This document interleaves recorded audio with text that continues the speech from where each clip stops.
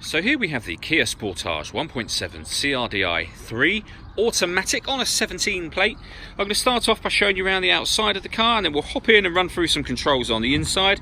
But from the outside you can see it's a 5-door car with alloy wheels and tinted windows. Let's start off inside the boot and then work our way around the rest of the car from there. As we approach the boot, you'll see we have reversing sensors, plenty of boot space as well, along with that 60/40 split folding rear seat. And then underneath this tray section here, we have a space saver spare wheel. Okay, so we're just going to work our way back round to the front of the car, and then we'll hop in and run through some controls on the inside. But now that we've done a full circle of it, you can see it's in excellent condition the whole way round. Just briefly before we climb in, I think it's well worth seeing the interior from this exterior point of view. You get full leather seats, as you can see. There's plenty to run through on the dashboard, so let's hop in and we'll do that now. So now that we're inside the car, we're going to start with the dials. On the left hand side we have the rev counter, and on the right hand side the speedometer and fuel gauge. In the middle you can see the total miles of this car are 29,531.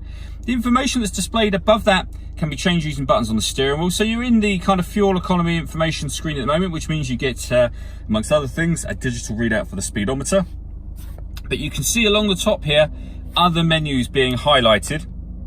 So we've got satellite navigation, vehicle systems, your audio menu, settings, and user settings as well, and then back round to the beginning again. All of those movements I was making, they're all being done using these buttons just here.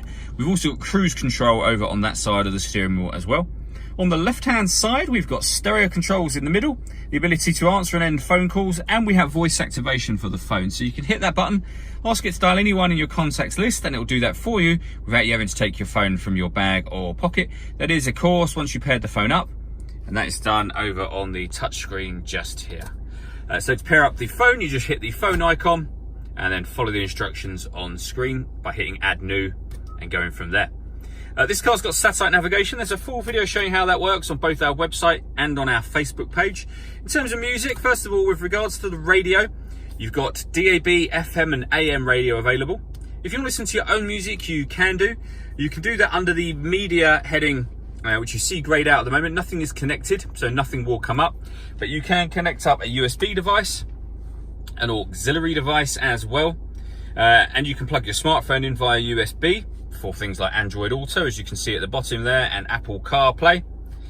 Or you can stream music wirelessly via Bluetooth audio once your phone is paired up as well.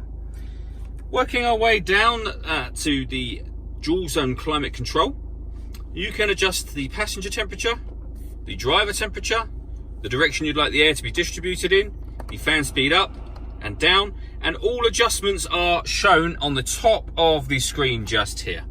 Once you're happy with them, hit that button to turn the air conditioning on, so it's off or back on again, or hit auto, and the car will take control of the direction of the airflow and the fan speed to maintain the temperature that you've asked for. You can override that at any time you wish to, simply by readjusting the fans to whatever level you want them on. We've also got heated driver seat and passenger seat, both with 3 different heat settings. Underneath that section we have 2 12-volt charging sockets, the auxiliary and USB input that I mentioned a moment ago. And then we have the automatic gearbox. So the right hand side of that, starting from the top, this turns off the stop and start. So this car is designed to cut out when it's stationary in traffic to save you fuel.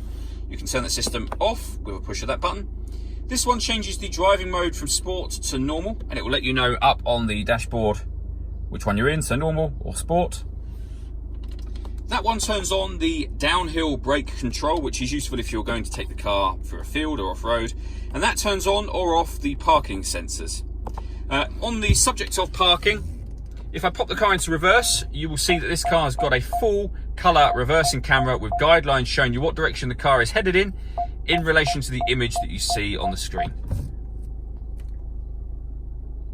So the last thing I wanted to run through is the panoramic glass sunroof. With a button just here, we'll open the sun blind and the sunroof section, so that lets in a huge amount of light, but also, once this opens all the way up, a huge amount of air as well.